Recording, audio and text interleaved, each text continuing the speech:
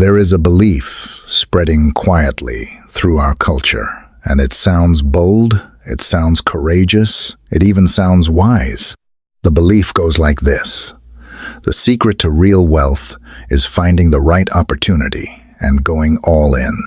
One stock, one property, one business, one partner, one investment, one promise, one dream. Put everything you have into that one thing and let it make you rich. But Solomon, the wealthiest, most accomplished man in the ancient world, would not call that courage. He would call it blindness, dressed up as hope. Before we talk about building wealth, we have to talk about something the modern financial world almost never discusses: the art of not losing everything. Because here is the truth most people never hear until it is too late. You can be smart, hardworking, and deeply motivated, and still be completely destroyed financially, not because you failed to find a great opportunity, but because you placed your entire future where one disaster could reach it. In Ecclesiastes 11:2, Solomon wrote words that are over 3,000 years old, and yet they read like a warning written for our generation.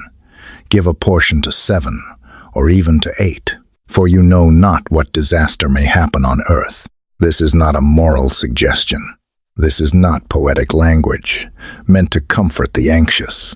This is one of the most precise financial principles ever recorded, a blueprint for protecting wealth from risk, volatility, pride, and the storms that arrive without announcement. In this video, we are going to walk through why Solomon would never put all his money in one place. You will understand what biblical asset allocation really means, why diversification is not fear, but wisdom, and how you can apply this ancient principle to your money, your work, your assets, and your future in a way that is more faithful, more durable, and more wise. Let us start with the modern mistake, because it is everywhere, and because it often looks intelligent right up until the moment it destroys you. The greatest financial error most people make is not that they do not know how to earn money. The error is that they do not know how to protect it. We live in a culture obsessed with upside. Every platform, every advertisement, every late-night story of a young person who became a millionaire before 30, all of it is pointing you toward one question: how do I make more, faster? Nobody is asking the deeper question. The question Solomon would ask first: how do I not lose what has already been entrusted to me? Think about the person who keeps every dollar of their savings in the stock of the company they work for. When the company is growing, that person feels like a genius. They are earning salary and watching their investment rise at the same time. They feel protected. They feel smart. But they have not diversified risk, they have doubled it. If that company collapses, they do not just lose their investment, they lose their income. Both fall at once, because both were built on the same single foundation. Think about the family that puts everything into one large property, stretching beyond their means, leaving no emergency fund, no cash, no flexibility. On paper, they look prosperous. But when a medical crisis comes, or one income disappears, or a season of unexpected expense arrives, they discover that owning a valuable asset is not the same as being financially resilient. They have wealth on paper and fragility in reality. Think about the young investor who hears about an opportunity on social media, watches the testimonials, sees the numbers going up, and decides this is the moment. He puts in everything. He does not study the fundamentals. He does not understand the exit strategy. He does not have a backup plan. When the market turns, he does not just lose money. He loses sleep, peace, and confidence, because he had placed his entire sense of security in one moving, unpredictable thing. Here is what makes this so dangerous. Concentrating everything into one place usually feels very intelligent in the early stages. When markets rise, the person who went all in looks like a visionary. When everything is growing, greed disguises itself as confidence. When everyone around you is making money, caution starts to sound like weakness. But Solomon did not measure the quality of a decision by how it performed in a favorable season. He measured it by whether it could survive an unfavorable one. The wise person does not only ask, "How much can this earn me?" They also ask, "If this fails, is my family still safe? If this income disappears, can I still stand? If this asset loses value, do I still have liquidity? If the person I trusted changes, am I trapped?" That is the first step of financial wisdom, refusing to let hope kill preparation. Now, the modern financial world has a word for what Solomon was teaching. They call it diversification. And Wall Street, investment banks, portfolio theory, risk models, they all celebrate it as a sophisticated strategy. But Solomon wrote about this principle thousands of years before any stock exchange existed. He called it something simple. Give a portion to 7, or even to 8. Look carefully at what that verse contains. 3 layers of meaning, each one deeper than the last. First, give a portion, not everything. A portion. Do not keep all of it in one place. Second, to 7, or even to 8. Not 2 or 3, 7 or 8. Spread wide enough that no single disaster can reach everything at once. Third, for you know not what disaster may happen on earth. And this is the key. The reason for diversifying is not cowardice. It is not a failure of faith. It is the honest acknowledgement that no human being controls the future. Solomon understood something that most wealthy people learn only after a painful loss. Wealth does not come only from earning more. It comes from managing what you have with wisdom. He had watched droughts arrive without warning. He had seen wars begin in seasons of peace. He had witnessed betrayal from trusted advisors, markets collapse when they seemed unstable, and doors that were wide open suddenly close. People who placed everything in one place were undone when that one place failed. People who scattered wisely survived. This is not pessimism. This is preparation. And in the Bible, preparation is never treated as a lack of faith. Joseph stored grain for 7 years before the famine came. The wise woman in Proverbs 31 worked ahead and provided for her household before the cold season arrived. The faithful steward did not bury his resources and call it trust. He engaged them with care. Real faith does not ignore risk. Real faith manages what God has given with clear eyes and steady hands. So ask yourself honestly, how many places does your money live right now? How many income streams do you have? How many markets could your skills serve? Is your financial future dependent on one company, one person, one asset, one opportunity, one promise? If the answer is one that is not a minor detail, that is a vulnerability that needs your attention. I want to give this principle a name that is easy to remember, because if you cannot remember a principle, you cannot apply it. I call it the Solomon scattering rule. The core of it is this one sentence. Do not place your whole future where one disaster can reach it. This rule does not teach fear. It teaches awareness. It is not telling you, do not invest. It is telling you, do not invest as though you know for certain how the future will unfold. It is not saying, do not trust anyone. It is saying, do not hand the keys to your family's survival to one single person. It is not saying, do not take risk. It is saying, do not let one risk have the power to erase everything. The Solomon scattering rule has 6 core lessons, and I want to walk through each one carefully, because together they form a complete picture of what it means to handle money with biblical wisdom. Not the wisdom of a seminar or a self-help book, but the wisdom of a man who stood at the intersection of enormous wealth and deep spiritual understanding, and chose to write down what he learned so that people like us would not have to learn it the hard way. The first lesson: do not let one income source determine your entire life. A person who has only one source of income is not necessarily poor, but they are vulnerable in a way that one good season can hide and one bad season will expose. If your entire financial life depends on one employer, one contract, one client, one platform, or one industry, you are not truly free. You are only stable for as long as that one source remains stable. Solomon did not just think about the money coming in today. He thought about what happens the day that flow stops. Consider the employee with a good salary but no secondary skill, no emergency fund, no alternative income. For years, he feels secure. He buys a lifestyle built on the assumption that the paycheck will always arrive. Then the company restructures. The job disappears, and he realizes that the security he felt was never really his. It belonged to his employer, and his employer just took it back. Consider the content creator who builds everything on one platform, one algorithm change, and the income drops by 80% overnight. Consider the small business owner with only one major client.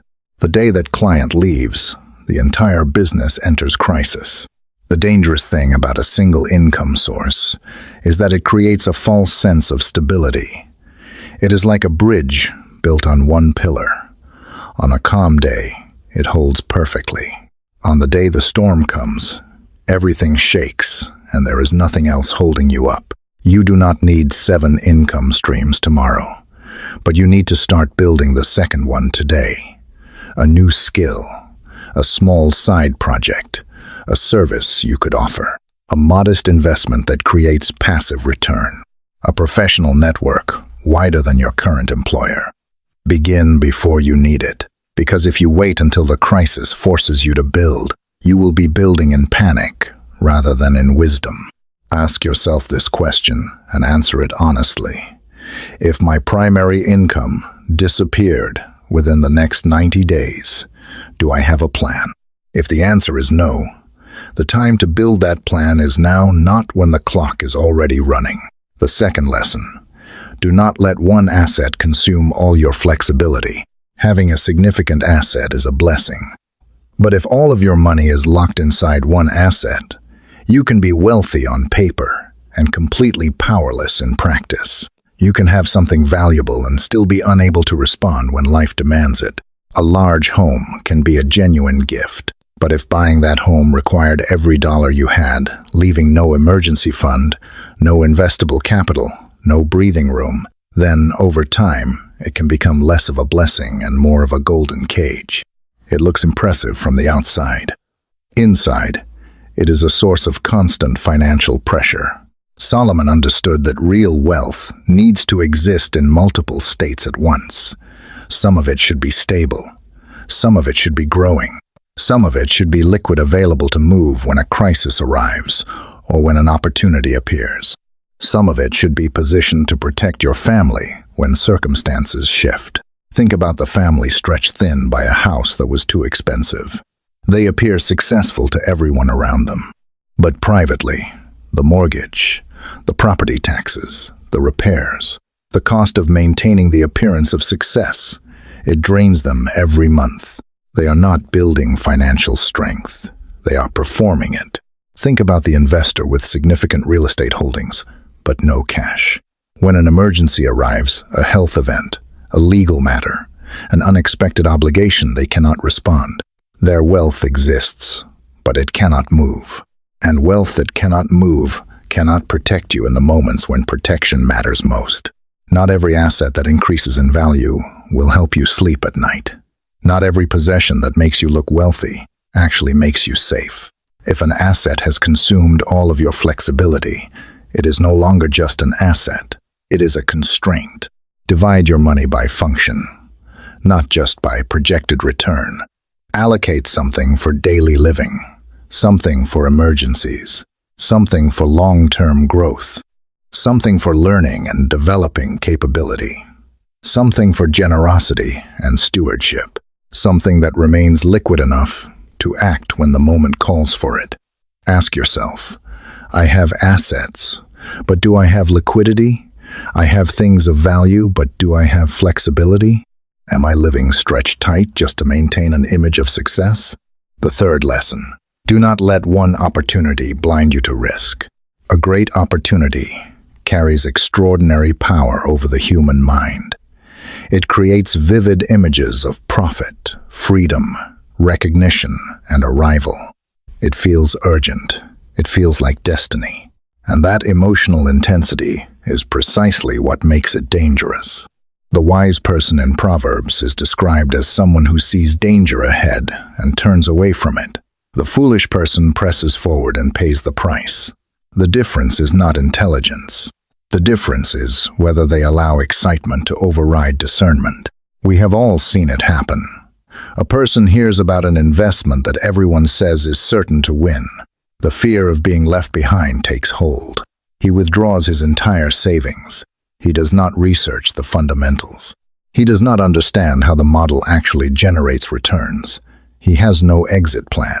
He enters on emotion and exits in devastation, not because he was lazy, but because he let the urgency of the moment replace the discipline of wisdom. The most dangerous sentence in personal finance is this one: this opportunity will never come again. Because when you believe that sentence, you stop thinking clearly. You begin acting from fear. Fear of being left behind. Fear of someone else getting rich before you. Fear that your moment is passing. Fear that you are not bold enough. But biblical wisdom is not governed by FOMO. The wise person does not allow someone else's urgency to become their own hasty decision. Before any significant financial commitment, ask 5 questions. Do I genuinely understand what this is? How much of a loss can I absorb and still be okay? Who benefits if I decide quickly? Am I being driven by wisdom or by greed? And if this fails completely, will I still be able to honor my responsibilities to my family? If you cannot explain the investment in plain, simple language to someone who knows nothing about it, you are not ready to put money into it. Understanding is not optional. It is the entrance requirement.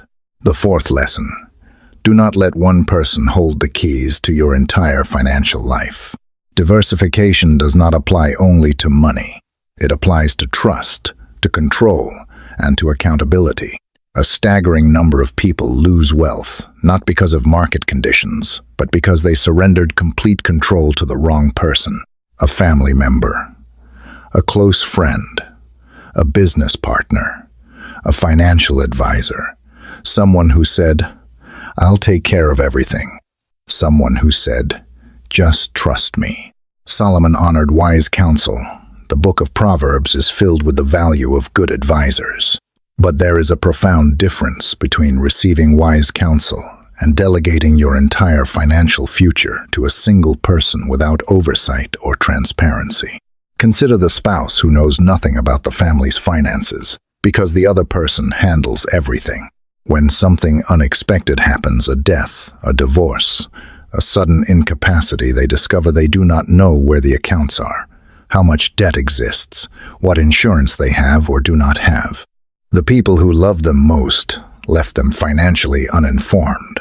Consider the business owner who allowed one partner to control all the cash flow, all the legal documents, and all the financial decisions.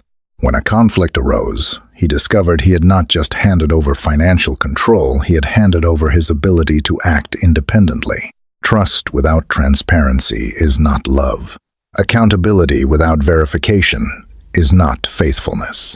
And handing someone complete, unchecked control over your financial life and calling it faith is not wisdom, it is exposure. Build systems of transparency in your home. Know where the money is. Know who can access it. Know where the critical documents are kept. Know your debts, your investments, your insurance, your obligations. In your family, have regular financial conversations. In business, have clear written agreements. In investments, conduct independent verification. Love the people in your life generously and completely, but remain awake. Wisdom and affection are not opposites. The 5th lesson: do not let greed disguise itself as faith. There is a line between genuine faith and spiritual-sounding recklessness, and it is thinner than most people realize. Real faith says, "I will do my part with faithfulness and trust God with the outcome." Recklessness says, "I will ignore every warning sign and call that faith." Faith has obedience within it. Recklessness has ego. Faith includes preparation. Recklessness confuses speed with boldness. Faith knows how to wait. Recklessness only wants the result, and it wants it now. Think about the person who says, "I trust God to provide," but who never creates a budget, never addresses their debt, never builds an emergency fund, never develops a skill, never examines the risk in their financial decisions. They are not practicing faith. They are practicing avoidance and dressing it in spiritual language. Think about the person who says, "I feel like this is a door God has opened," but every observable sign points to the fact that they are being pulled by greed, social pressure, and the desire to appear successful. The door may be open, but it may not be leading where they think. Not every high-return opportunity is a blessing. Not every open door is an invitation to walk through. Not every attractive promise carries wisdom at its core. The most dangerous financial trap is the one that borrows the language of hope to disguise the mechanics of greed. Check your motive before you check the returns. Ask, am I seeking to steward better, or simply to accumulate faster? Am I pursuing freedom, or performing success? Am I acting from peace, or from anxiety? Would I be willing to walk away if this does not align with wisdom? The faithful steward does not only ask, "What can I gain from this?" They ask, "Can I stand before God with this decision and say I acted with integrity, wisdom, and faithfulness?" The sixth and final lesson: do not just diversify your money. Diversify your risk, your skills, and your preparation. Many people hear the word diversification and immediately think, spread money across different investments. Buy several types of assets. Do not put it all in one stock. And, while that is true and important, Solomon's principle goes far deeper than asset allocation. You are not just distributing dollars. You are distributing your capacity to survive. That means developing more than one skill, building more than one professional relationship, learning from more than one source, creating more than one way to earn, planning more than one version of the future, placing hope in more than one outcome. If your entire professional value rests on one specialization in a world changing as fast as ours, you are one industry disruption away from being stranded. But the person who pairs deep expertise with communication, financial literacy, technology, or relational skills, that person can adapt. That person does not just survive a changing season. They find a way to contribute within it.